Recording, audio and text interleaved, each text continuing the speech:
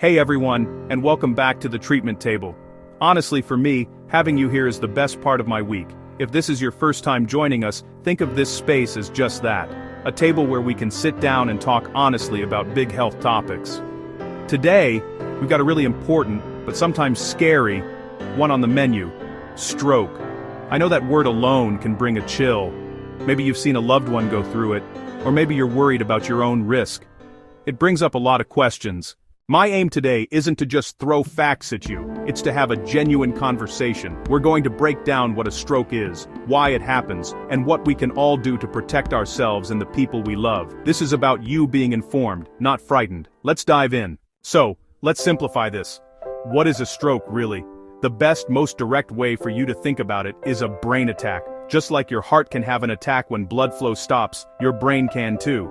A stroke happens when the blood supply to part of your brain gets cut off or severely slowed down. Why is that bad? Because those brain cells need oxygen and nutrients, and when they don't get it, they start to die, and fast. Every second truly matters for your brain. Ischemic stroke, the traffic jam. This is the overwhelming majority of them, almost 9 out of 10.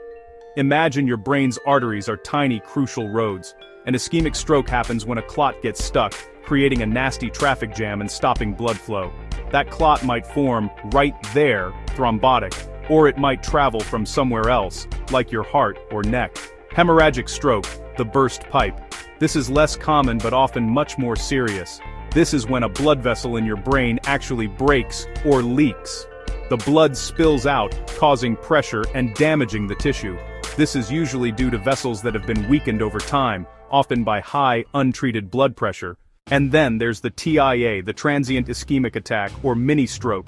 This is a huge, screaming warning sign to you. It's like a temporary clot that plugs up a vessel for a few minutes and then moves along. The symptoms might go away quickly, and you might think, "Phew, I'm fine."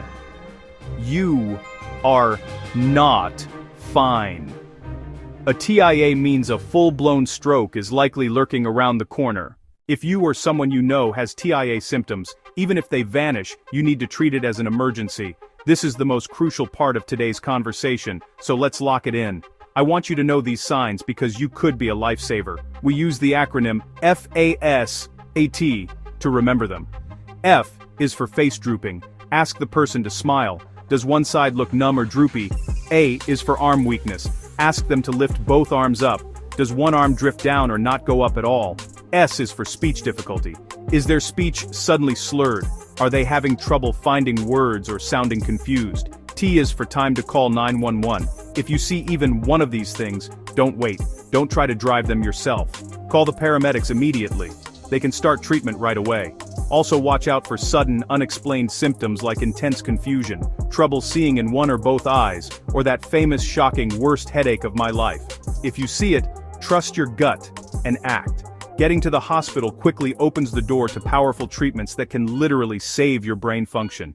I want to tell you about Sarah and Mark, a situation that happens all the time. Sarah was catching up with her friend Mark at their favorite coffee shop. Mark was telling a story, and suddenly, his voice got mushy. Sarah initially thought he was tired, but then he fumbled his coffee cup. When he tried to grin and shrug it off, the right side of his mouth didn't move. It was unsettling. Thankfully, Sarah had seen the F.A.S.T. campaign. She gently told him, "Mark, I need you to lift both your arms for me." His right arm lagged and drooped. That was it. She calmly called 911. Because she acted without hesitation, Mark received the treatment he needed within the critical time limit. His recovery was tough, but he walked out with much of his function intact, all thanks to his friend knowing that simple acronym. That story shows us how powerful knowledge is. You don't have to be a doctor to be a lifesaver, you just have to know F.A.S.T.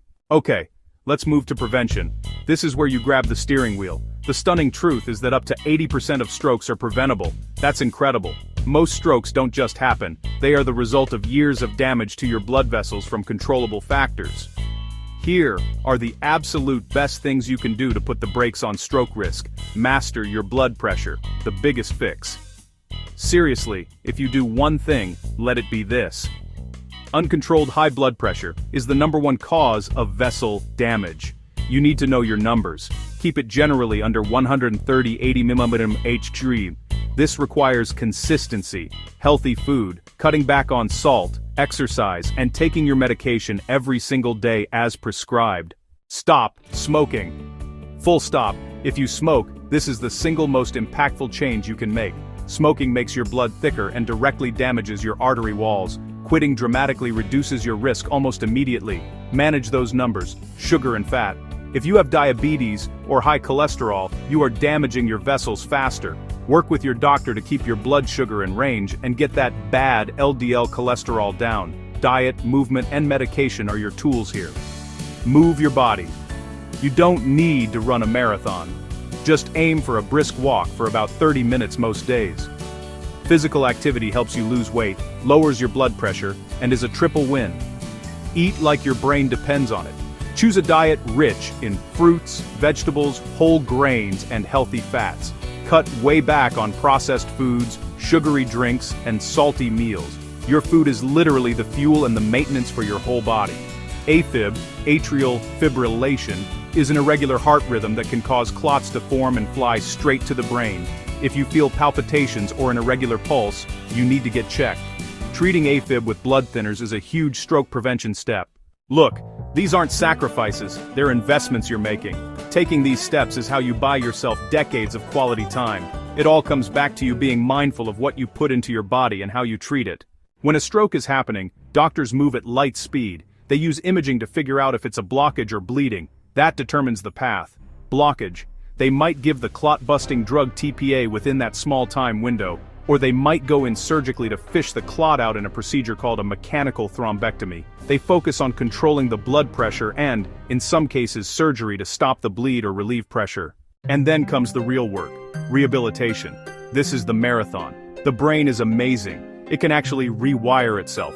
It takes immense effort, but the recovery team, the physical therapists for walking, occupational therapists for daily life skills, and speech therapists for communication, they are your coaches, helping you rebuild those connections. You need patience and hope from both the survivor and their entire support system.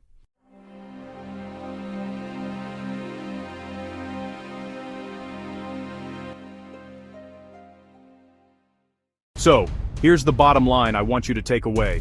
Be prepared, not paralyzed. No F.A.S.T. You are a lifesaver if you know those 4 letters, and most importantly, you are in control of your risk factors. If you've got high blood pressure, diabetes, or you smoke, you have the power to change your trajectory right now. Thank you for sitting down with me today. Look after your amazing brain. If you're concerned about your risk, promise me you'll call your doctor this week. We'll be here next time at the treatment table. Take care, everyone.